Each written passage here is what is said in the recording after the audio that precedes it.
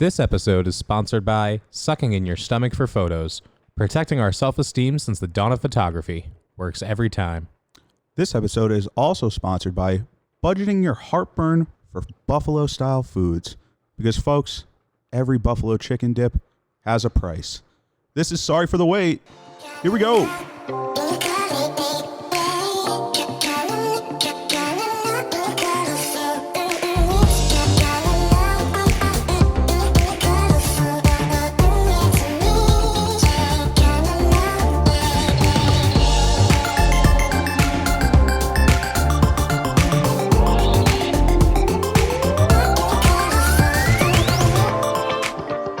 Fired up, ready to go.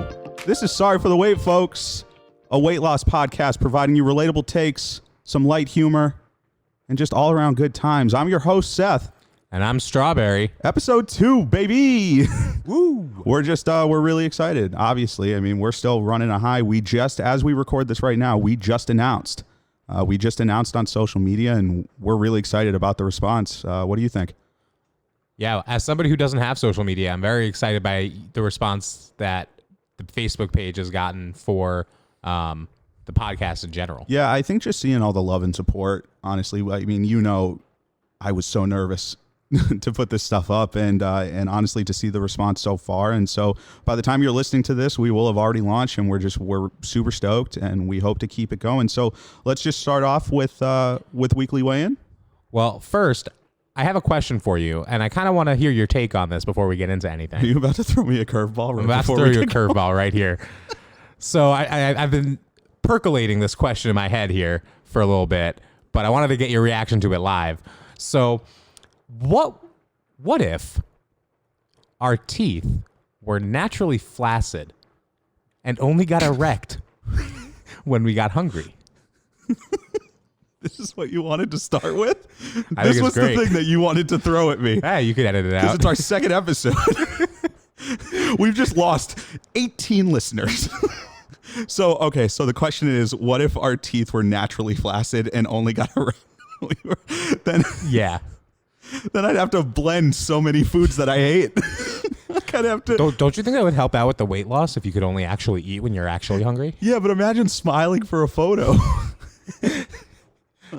And does that mean like everyone's teeth are like this? Like not just ours, everyone's. Yeah, no, everybody. Like that was just the natural human condition. So then that's so weird. Like what if you're at a funeral and someone's like, we got to take a picture. Like I know that times are dark and your teeth are just rock hard and everybody knows the context that you're just like horny for shrimp. That's so weird to me. That's okay. I guess that's fair. I see. I would think it wouldn't be that big of a deal if everybody's was like that, you know? I guess, yeah. I guess it's like no shame. What would we call them? Would we call them boners? Just because they kind of like... I guess you call them teethers, but like Does that imply that... I don't know. That's so weird to me. All right. And I know you saw that somewhere on the internet and you were like, this is how I'm going to screw with him. And let's come back. If you're still with us, thank you. We really appreciate it. But let's go into this past week. So how was your week? The week was pretty good. As far as my weight loss progress goes, I'm still chugging towards that 50 pounds overall. There we go. Hoping to hit that hopefully maybe next week. But, the thing that I found more important than whatever the scale says is really just those like non-scale factors. Yeah. This week I tried on a button-down shirt that I had gotten over a year ago at Old Navy. And, I just was in Old Navy and I was like, oh, okay, I'll get some extra shirts. I know I'm a double XL, so I'll get a double XL. Didn't try it on, bought a bunch of shirts. They didn't fit. Yeah, no, and I think that's such a shitty feeling too. Like when you buy clothes that because I know most of us, we try them on at the store, but we were in a pinch, I think, maybe when you bought those. Were those the Avengers clothes? Yeah, those are the clothes I got right before we saw the Avengers. Right, and I think Could not try anything on. And because of course we had to go see Avengers, but when you buy those clothes and you're like, these will be okay because I know my size, it's so tough to get home and be like, oh, these don't fit. And then you have to shelf them. But the feeling of putting them on, oh my God, and actually looking pretty good. Yeah, and it feels good because I've noticed that too. Like my week, this was a really challenging week, honestly, because the weather's starting to get nicer. Obviously, when we record right now, it's kind of shitty out, but as the weather gets nicer and we're inside and you're just kind of you're in a little bit of a funk, and I definitely felt like I was and a lot of it was just nervous about announcing and all this stuff, but it was definitely just challenging, and I think that's just the only word, and it's hard to pinpoint what that exact thing was, but the weight loss was still consistent, still steady. I had a great session at therapy, which was even more fantastic. Nice. Which really kind of centers you, and so still making my way towards the goal. I'm now at 77.5 pounds. Wow. Lost, which Good shit. honestly, it feels insane. And the same thing with the clothes. Like, I'm looking at all these clothes that I thought were just gone, especially when we were both not on any kind of program and very, very depressed. And you just kind of get it in your mind that, like, well, those clothes are from a different time. Yeah, there was a time where I figured I would fit into a 4X before I fit into a 2X. Right. And when you have that mindset and you're just kind of down and you're in a funk, it really it messes with your mind. And so to have that feeling, it's a great feeling. It really it fills your heart up. So with that, those were our weeks, and we continue. I mean, we're going to keep on keeping on. So with that note, let's get into craving of the week. All right. So my craving of the week this week is something that I used to have for breakfast every day when I was a kid. And then I used to just eat it as a snack whenever I could get my hands on it. Okay. And I haven't had it in a long time. I've been really craving Pop-Tarts. Ooh. Now, are you a toasted Pop-Tarts person or are you a dry Pop-Tarts person? We might lose some listeners for this. I am a frozen Pop-Tarts fan. Ooh, I actually think you might be an innovator there. Yeah? Yeah, I mean, granted, the chipped tooth might mean a little more, but so what's your go-to flavor of frozen Pop-Tart? Well, I'm glad you asked, because that was kind of a question I wanted to bring up is what do you think about like flavors of Pop-Tarts? I am strictly Poppy. I am strictly a like chocolate base flavor Thank of God Pop-Tarts. you said that. Yeah. If you eat like the blueberry or the strawberry Pop-Tarts, like look, different strokes for different folks, but I mean, I guess more for me. I'm big on the chocolate. I'm big on the s'mores, the cookies and cream. Like, I could literally list them all out right here. Like any of those chocolatey flavors. Since my mother, I know, is going to listen to this, and I'm so sorry, Mom. This is not meant to put you on blast, and I love you very, very much. And as we record this, Mother's Day is the coming Sunday. But here's the thing. When I was little and I wanted Pop-Tarts all the time, and we didn't have Pop-Tarts in the house because, let's be honest, it's carbs and sugar. Like, yeah, there's no nutritional value there. Great. My mom brought home Pop-Tarts once, and I was like, oh my God, it's happening. Like, it's happening. And then I look at the box and it's unfrosted strawberry Pop-Tarts. No.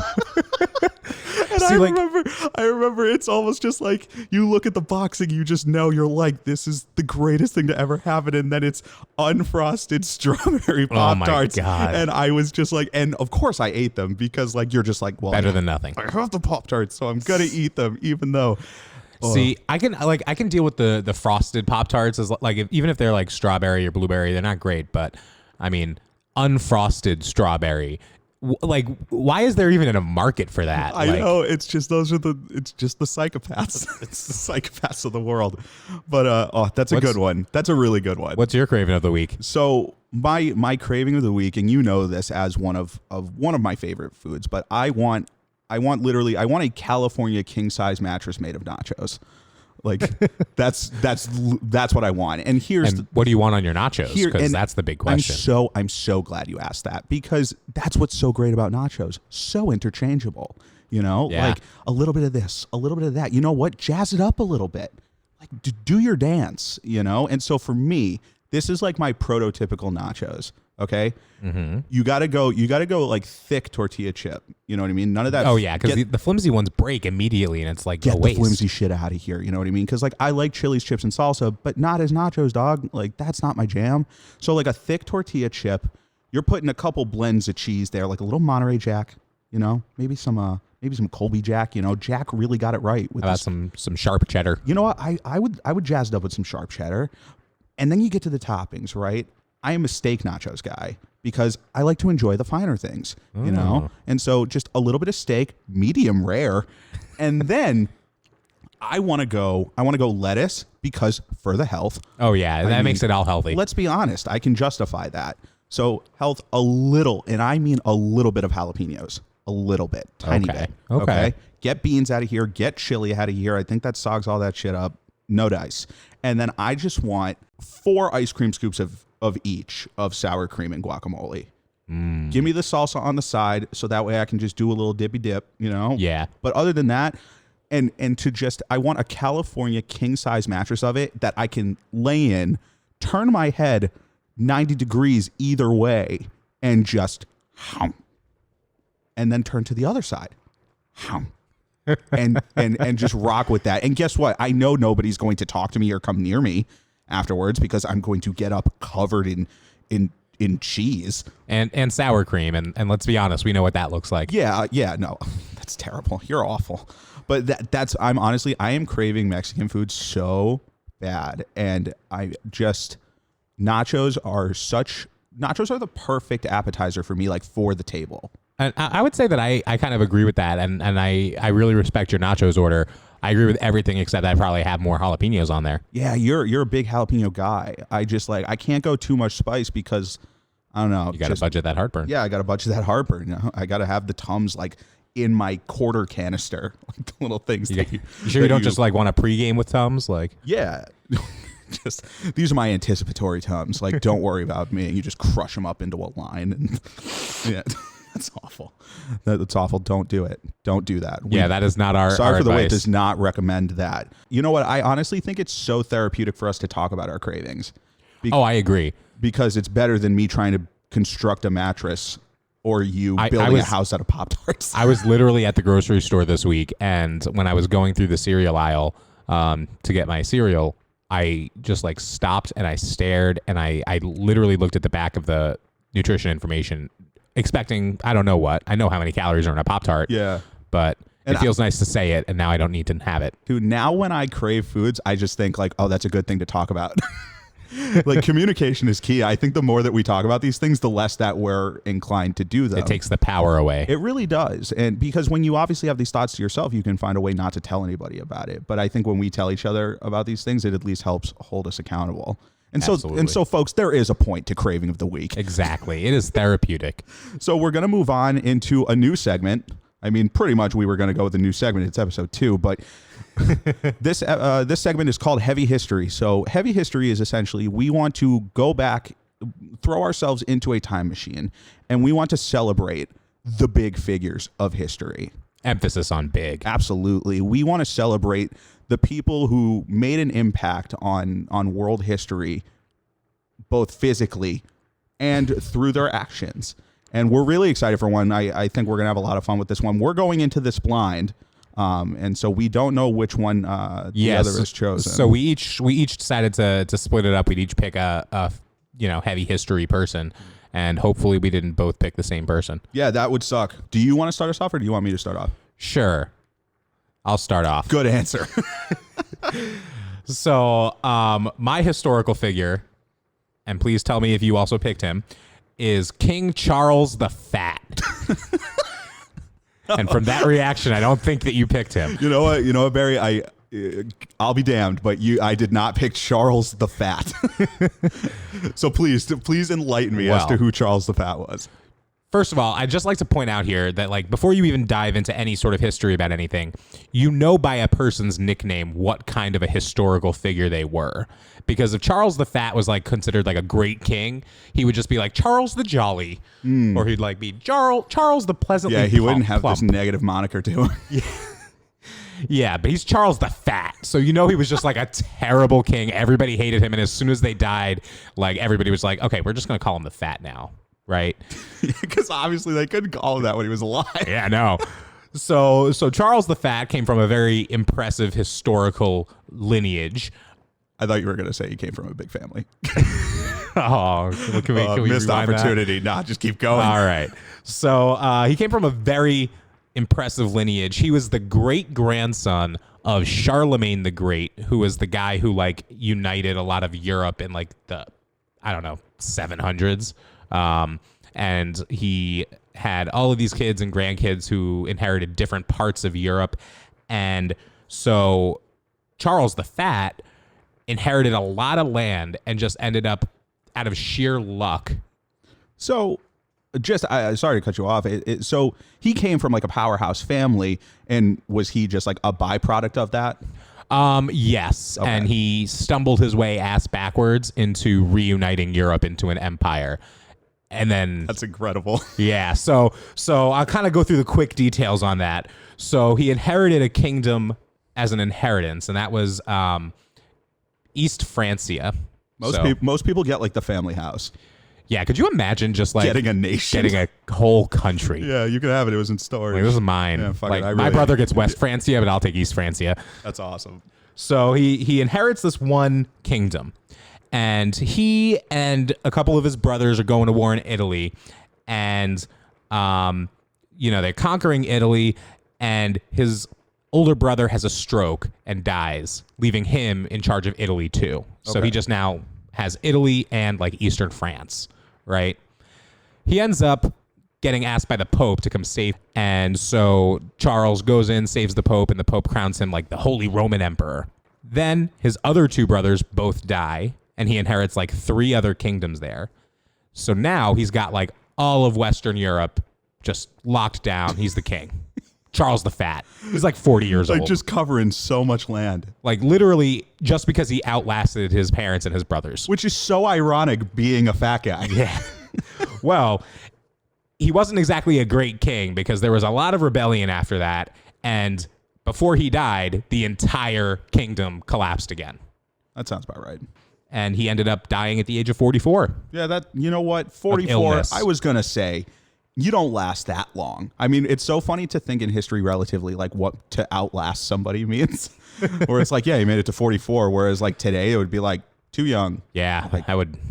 Good God. Yeah. That's a good one. That's a really factual one. I mean, honestly, I had no idea. Honestly, reading it about him sounded a lot like Game of Thrones. It was a really cool read. Just a real life Robert Baratheon, I guess. You know? Basically. just stabbed by a boar. But I really like that one. That's a good one. So my heavy history for the week is I'm going with a basic one. I mean, I think that this is just such a good classic one and a good one to lead off with. I'm going with President Taft.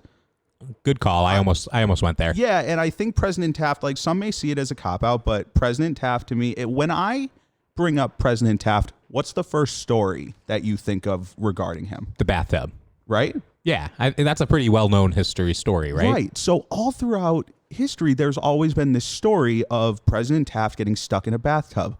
What if I told you that that was absolute horseshit and has never been proven? Fake news. Yeah, no, absolutely not. It's from history.com, who I think to be a pretty credible source. Yeah. From history.com, President Taft, it's never been proven that he got stuck in a bathtub. However, Love the however, when Taft was elected and he was being transported to the White House for the first time, he asked on the plane for a special bathtub to be installed in the White House that was, quote, Taft size. So the person who was charged like with this task was like, okay, what do I do? No such bathtub existed. And so a company in Manhattan was hired to make a custom Taft tub and literally construct this thing. The official bathtub, it was porcelain. It weighed 1 ton. It was 7 feet long and 41 inches wide. Honestly, Because you know what that is to real people? A hot tub. That's a hot tub. That's a pool. Yeah, it's a hot tub. And one of the quotes from history.com was that a normal sized man could float comfortably in this bathtub. And so with The shade. it's just so bad. But I do think that like there is something to learn here. That like Taft was a fat president. When he was elected, 6 foot 350. Like a big dude. He was a big dude. Yeah. And I think that just obviously if people even heard the word bathtub in Taft, they're just going to automatically assume that he got stuck. I'm interested that you gave these stats on him. He was 6 foot 350. Yeah, according to history.com. Because to me, like when you think about like Taft, like people always talk about how fat he was. And like I think that you would think he was like much fatter than that. Right. But at 6 foot, Like 6 foot 350 pounds is not that much worse than my 5'10", 325 pounds. Yeah, you know what I mean? And so it's that I used to have. It's so interesting. It's so interesting to hear a story like that all throughout time, or all throughout like our lives, where like, yeah, he's most famous for getting stuck in the bathtub. And it's just so weird to me, because like, I want to believe that the bathtub story is so true, because like, could you just imagine stuck in the bathtub? Okay. He's stuck in the bathtub. Anderson, get in here. Mr. President, you're in the bathtub. Are you Anderson, get your ass in here right now. And this just lowly 110-pound soaking wet intern just goes into the bath. Oh, dear God, Mr. President. Anderson, you got to get me out of here. and poor Anderson just trying to do the Presidential Medal of Freedom. Trying to do his job, and he's just hoisting the thick-mander-in-chief out of, because you know what they say, man, like thick boy, thick tub. Like you got, and Anderson is just pulling. And Mr. President, you gotta work with me here, and just keep pulling, Anderson. And then they finally get him out. He gives him a towel, and Taft is just sitting there. And we've been there, because like Taft's bathtub is me on an airplane not asking for the seatbelt extension, like because you know what? I'd rather die. I'd rather go down than face that shame, than ask that question of a poor flight attendant to be like, "I'm too fat to fit in this seat, ma'am. I am so sorry." And so I had to believe it was true, but I'm glad that it's kind of shown that if you do a little bit of research, that it's not. And I do, as far as we know, right? Exactly. And so word up to President Taft and the Taft tub, thick boy, thick tub. And you know what? Honestly, I can't really blame him, because as a bigger dude, we all know that struggle of like going into a bathtub that's just too small. Most bathtubs are too small for a fat person. I think a lot of us big people, our whole lives have definitely looked at situations where we've been like, I'm not fitting in that. No. And you're not even going to try, because you just don't want the embarrassment attached to it. And so to that I say, just go for it. The worst that can happen, you don't fit. Yeah. You know, ask for that seatbelt extension. It's worth your life. It's worth your life. Because I'm not joking. I really wouldn't do that. And so that is my version of a Taft tub. Like, and the plane would go down, and my face would just face plant right into a JetBlue screen playing Spider-Man 2. And that's it. I think that our historical figures are good openers, and I think that they will go in the Hall of Fame for heavy history. All right. So our main topic today is going to be second lunch. Second lunch. Second lunch. I can only imagine someone looking at this title and being like, what does this even mean? And trust me, you folks, don't know second lunch? It's deeper than you know. That's what this show's all about. Deeper than you know. And so we're excited to get into second lunch. And so the thing with second lunch, right? Second lunch is a commonly practiced thing amongst a lot of people we know. Oh, a lot of people we know, and us, obviously, where I want you to imagine that your friends in the group text finally say, hey, let's go grab lunch. Hey, let's go have a meal. Maybe we'll have brunch. Ooh, brunch. Ooh, bottomless mimosas, baby. Yeah. And you're just trying to get out there, go have a good meal, but you grew up fat. This has happened to us so many times. I have so many stories I could throw out there. Let's go out to lunch. Let's go out to dinner. And you get that weird pit in your stomach. You get a weird pit in your stomach that you're like, I do want to go out to eat with my friends, but I am terrified to eat what I actually want to eat in front of my friends. So therefore, you go to lunch, you exchange those pleasantries, you take the pictures of your food, but you're ordering something that you are trying to make it known that you are not eating something heavy. Oh, yeah. It's like, I'll have the chef salad. Right. Yeah. Or like a salad with the dressing on the side, which power to you if that's what you want. But most of the time in our situation, when we were out with friends, that is not what anybody wants who's fat. Like, right. It was never what we wanted. Like, we always wanted to, like, we treated meals like celebrations. So we always wanted to eat something great. Every meal needs to be the best meal you've ever had. But it's tough because you have it in your head that I'm so nervous, because what if that big plate, like, I don't know if you've ever had this happen to you, but I feel like it has, when the dish that you ordered comes out and someone at the table is like, ooh. Or, oh my God, the reactions. Whoa. Like, are you sure you can finish all that? And to someone who has grown up big their entire life, that oh my, it put such a pit in my stomach. It made me feel so garbage. And so I would start affecting the things that I ordered and the things that I would physically show that I've eaten on these things. And then you would either get the takeout box and you would just try and get out of there. Well, and I also think that it's a little bit of a psychology thing too, where as a heavier guy, I don't know if this is true or not, but my perception of the non-heavy people around me was that, if a skinny person ordered a huge meal that was like gigantic, nobody would really have a problem with it. They'd just be like, oh, wow, okay. But as a fat person ordering the same thing, it would be just like a morbid, depressing kind of reaction. And whether or not that would actually be how they react, that was how I always figured that they would. Even if they didn't say it, they were thinking it. Yeah, absolutely. That's definitely what I felt. And so where second lunch comes into play is that we historically would leave these kinds of situations and immediately either you take the takeout box and you go park in a different spot in the same parking lot because like your friends are like, oh, there's Seth, he's pulling out. Yeah, he's probably going to get on 495, take 6th and then go home. And no, I would pull around to the other side of the restaurant. I would park in a spot and I would have a piece of silverware in my car. I'm not joking. Is this like actual silverware or is it like plastic or? Well, you think I'm an animal? Of course, it's real silverware because it's a real meal, dog. And of course, like I would exchange it out. And my parents at some point were probably like, "Hey, does anyone notice that we're like missing a couple spoons?" Well, follow-up question: how did you wash this silverware? It was a pretty easy system. So I would if I was going to lunch, I would take a fresh utensil. I would wrap it up like in a paper towel, and then I would leave it in my car. Okay. And then I'd use it. And then when I'd come back home, I would just sneak it back in, throw it right in the dishwasher. Okay. So it's not like you always had just like the spare utensils in your car just waiting for a moment. This is my trusty fork. This is forky.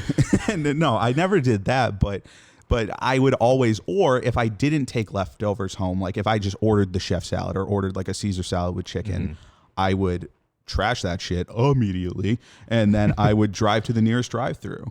Yeah, that was my go-to move. I would order like these like salad meals. Sometimes it would just be like a sandwich, but it would be like, I'll have a tuna salad on wheat.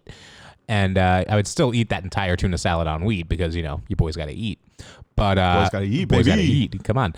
So, but then I usually wouldn't always go to a drive-through. I would almost always go to like another restaurant. Because I would feel kind of like gypped out of the experience. The experience of like a real meal. So you would go in and sit down? Oh no, I would just like call up and order and then pick up. Yeah. And then eat. A lot of the times it was like a Chinese restaurant. It wasn't like a nice restaurant, but like it wasn't that sounds about drive-through. right. I mean, you know how your boy is with that Chinese food. Oh yeah. But there is such a sick kind of psychology behind this that we've been dealing with our whole lives because we would go to these places, and it's sort of like how we talked about last episode, where calories don't count in the dark, or calories don't count by yourself. If nobody knows you have second lunch, then that means you only had one lunch. Because you know what the biggest thing was? Because obviously we grew up getting bullied, and we grew up getting shit for being fat all the time, and some of it came from people who we considered close friends and still consider friends. But the thing is that I felt like if I ordered something light when I went out to eat with my friends, at least maybe I felt like they thought I was trying. And that would at least make me feel a little bit better because then it was maybe another day saved from getting shit.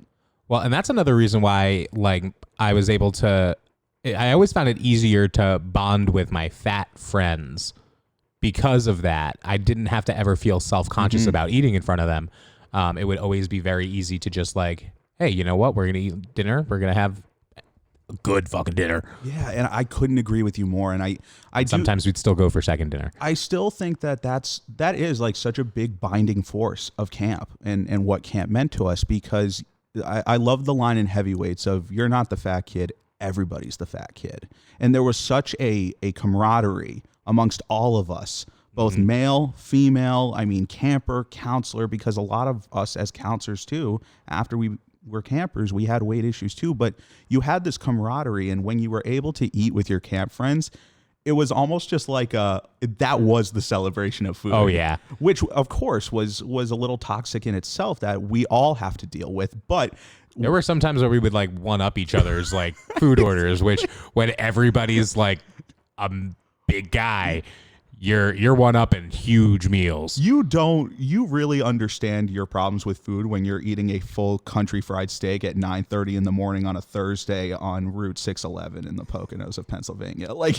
you are just and you're just ordering this massive thing, and then someone next to you is like, "Oh, the same thing, but add this." And that was, I'll have extra country gravy. exactly, like, give me a second crock and don't ask me about it again. But I think that this is something that a lot of people with weight issues deal with. Oh, absolutely. I really do, because so many people will tell us, like, well, I don't see you eat that much. I rarely see you eat. Yeah, we designed. There's a reason for that. Yeah, that was the plan, Chiefo. Like, that's what we do. We are, believe it or not, big people are masters of disguise. We truly are, because we will go to any length whatsoever to make sure that you're not seeing us eat. Well, and I think it also almost reminds me a little bit about like substance abuse.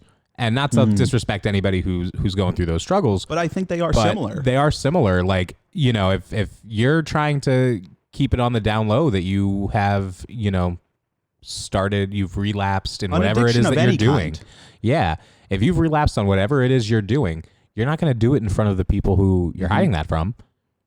Absolutely. Because people do care about you. And granted, you don't want to worry them by eating country fried steak at 9:30 in the morning. I do think that the important thing about going out to eat with friends is to remember that these are your friends. And if they are your friends, they aren't going to trash you for if you want to eat a bad meal, because as we're learning on this weight loss journey, we're not going to be able to completely avoid and cut out bad food for the rest of our lives. Oh, of course not. And I think it's impossible to think that way. And so nobody should ever have to feel like they can't go out to eat with their friends because they're nervous that their friends are just going to trash them if they want to order something that they actually want. I just hope that there's nobody out there who's listening who has problems with food and just uses those opportunities when they're out eating with their skinny friends to like be like, oh, I'm going to have a healthy meal. And now they're listening to us and they're like, holy shit, I didn't even know second lunch was an option.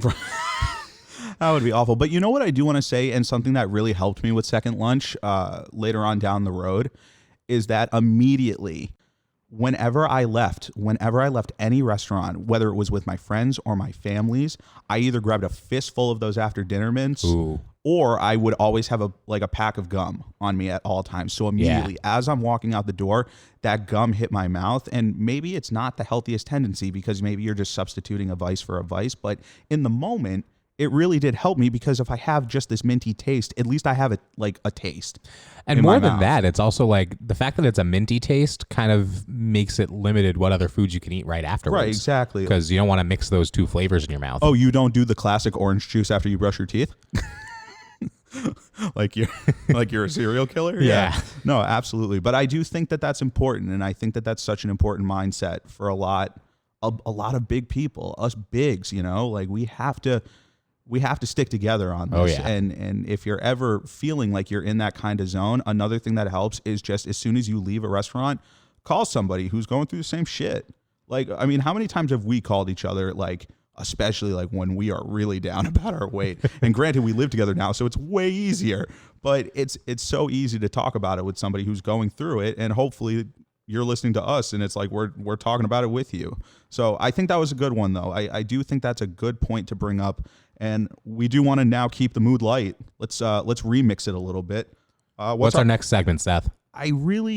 I'm so excited about this one. This segment is called Lifestyles of the Big and Famous, because we are in a celebrating mood today for celebrating people with big impacts. And so Lifestyles of the Big and Famous is celebrating in such a media landscape where image is everything. There is nothing I love more than big celebrities. And I mean like big celebrities. Oh, yeah. Because it means so much to us. And so Barry and I are each going to pick a celebrity, and we're just going to kind of go through their backstory and really just kind of what they mean to us too as big celebrities. And again, if we pick the same one, that's going to be a problem. So let's for being our going into these things blind. But all right, so the person I picked was one of my favorite comedians, funny in every movie I've ever seen her in, Melissa McCarthy. Ooh, Ooh, That's not yours, is it? No, it's not, but Okay. I love me some Melissa McCarthy. Melissa McCarthy is just perfect in every way. I was going through and, just like looking up some things about Melissa McCarthy. I was specifically very interested in hearing her talk about her weight and how that's affected her career and her mentality and all of that. And one thing that I found very impressive, and I didn't even realize this, was that in 2015, she actually lost over 50 pounds. Oh, wow. Yeah. And she did a whole interview on that, how she did it. And she literally said that she lost all that weight just by she just stopped worrying about it.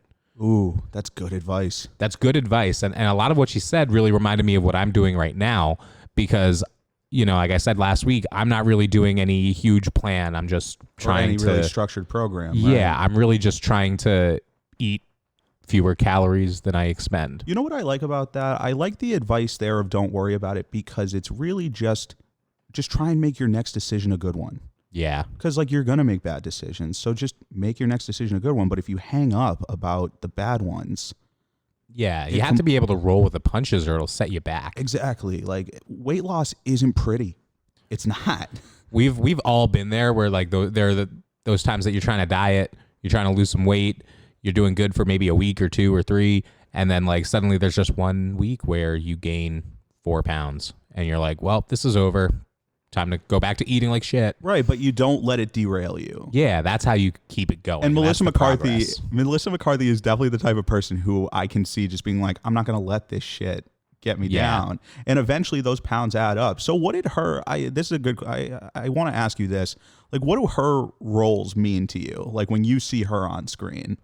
So first of all, I love how physical her roles are because I've seen, the movie she was in, Spy. She does quite a few action sequences. Yeah. The movie Heat with Sandra Bullock. Yeah. That is still to this day to me one of the funniest movies ever. Yeah. Because I went in to go see that movie really without too many expectations. I hadn't really heard much about it. Right. And I was just blown away. And Life of the Party too. Oh my God, Life of the Party. Oh, Life of the Party is so good. But that's really good because when you see that kind of comedy, and I think that easily segues into mine. I got so nervous when you said comedian because I was like, oh my God. And then you said her, and I was like, I'm good. Because my celebrity, my big and famous pick is my all-time favorite hero. And my all-time favorite hero is Chris Farley. Ooh, good one. And I miss Chris Farley so much. It is so hard. It's hard for me to talk about Chris Farley because the first thing that I ever saw about Chris Farley was the Chippendales stripper sketch with Patrick Swayze, where he's just, it's Patrick Swayze just so cut up and doing this really provocative routine. And then there's Chris Farley, just again, the same thing, physical comedy. Yeah, he was and he was such an incredible, he presence. Could move. And that was the thing. When I saw Chris Farley and I consumed every possible piece of content that involved him, it inspired me. Part of the reason why, when people tell me I'm funny, and which is a huge compliment for me. Yeah. It's because of Chris Farley. Chris Farley is the reason I wanted to be funny because as a little kid, when I saw Chris Farley wreck the stage, Matt Foley, motivational speaker, live in a van down by the river, peeing my pants, dude. But I saw this guy on stage on Saturday Night Live, like clips, Yeah, and just knowing that he was apex of comedy.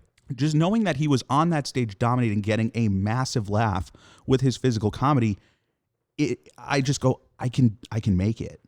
I can make it. I can do it. I don't have to let my size ruin me because Chris Farley, holy crap. And I wanted to get into a few things about Chris Farley in the sense that obviously he's my hero, but he's just an inspiring person. Watching the Chris Farley documentary, his longtime girlfriend, when he was at his height, Lori Bagley, she said a really great thing where she said, I was attracted to Chris because he was so sweet. And Chris Farley was a sweet man. He was a sweet guy that always just wanted to be a part of something, which strikes a chord with both of us because when you feel like you don't belong, you do whatever it takes to belong. And the big thing where she said he was so sweet, they were in a movie together where there was a scene. I mean, Tommy Boy is one of the greatest movies of all time, in my opinion. Fat guy in a little coat. I really wanted to do that line. I didn't do it justice, but there's a scene where they were shooting a scene where she's nude in a pool and she was extremely uncomfortable. Mm-hmm. And Chris Farley was standing there right off set, like right off camera. Right. And immediately, once cut, he just rushed right in and made sure that she felt safe, made sure that she felt comfortable. And that's awesome. And you could tell in her tone that she was just praising the sweet guy that he was. And another big story is from him on his weekends, like on his breaks from SNL, he would just go and buy a bunch of pizzas and go to a children's hospital unannounced, no media, and just go, hey, do you have any patients I can hang out with? And he would just go and do. Oh, that's awesome. He would just go and do bits for kids, like just to make them smile, because that's the kind of dude that he was. And I think one of the things that's also like crazy inspiring about him, and you can correct me if I'm wrong here, but I really can't think of any like fat comedians, like well-known, like really big comedians that were just that big in the media before him. Yeah, I mean, there are a few, but nobody had a polarizing presence like Farley because he was so likable. Now, right. Of course, I mean, he had some terrible habits. Obviously, his substance abuse issues and his alcoholism. Ultimately, I mean, it's just so funny because just so many clips that I would look at Chris Farley and I would see him act and I would see him just get the biggest laugh in the room. And it gave me hope because I was like, you know what? Chris Farley can get that laugh and do this kind of comedy. Like, I think I could get that laugh. Now, well, I could never. Nobody could ever be Chris Farley. But yeah. Like, I think that there are a lot of people out there who saw people like Farley and it gave them hope. Mm-hmm. And it is just, oh man, like some of the funniest bits of all time of just seeing this guy. And I wish he was still here. And I know that in Adam Sandler's last special, he did a big song, like an ode to Chris Farley. That was beautiful. He meant a lot to people. And a lot of people. Yeah. And a fun fact about Chris Farley is that he really wanted to switch to doing dramatic roles. Really? Yeah. I didn't know that. He expressed a lot of interest in being in more dramatic roles. And I wish he got that chance. I do. I really wish he had gotten that chance because this is just a guy who wanted to belong, he loved sports because he wanted to just be a part of a team. Right. He played rugby in college and he would just be this massive bear. and then he would tell the team in the huddle beforehand, he would just go straight up, fuck these guys. Like whatever the score, we're just going to out party them at the end.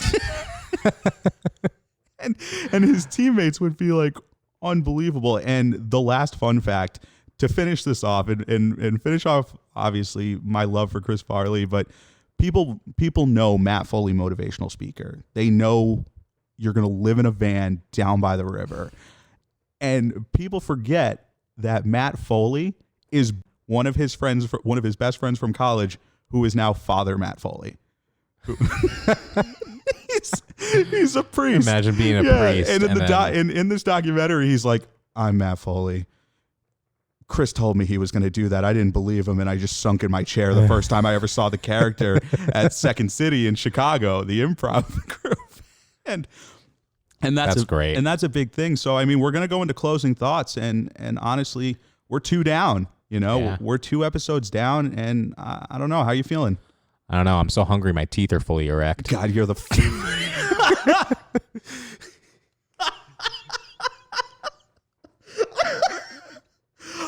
you're such an asshole. You were waiting. I knew it. This entire show. You were waiting the entire show. You set that bit up. Bravo. Because that is something I never thought you would have the capacity to pull off. Oh, thank you. The long play, the slow play bit, unbelievable. I really hope somebody animates that eventually, like years down the road. But that 10 out of 10. Thank you. I honestly think that was your best joke in my entire existence of knowing you. Wow. I'm not joking. I'm glad to bring out the big guns here. Because of how mad I am that you did that. That was so good. Well, you know what, folks? That's 2 episodes down. And if you're still with us, you mean the world to us. And we're going to keep it going. So until next time, I'm Seth. I'm Strawberry. And this is Sorry for the Wait, baby. Baby.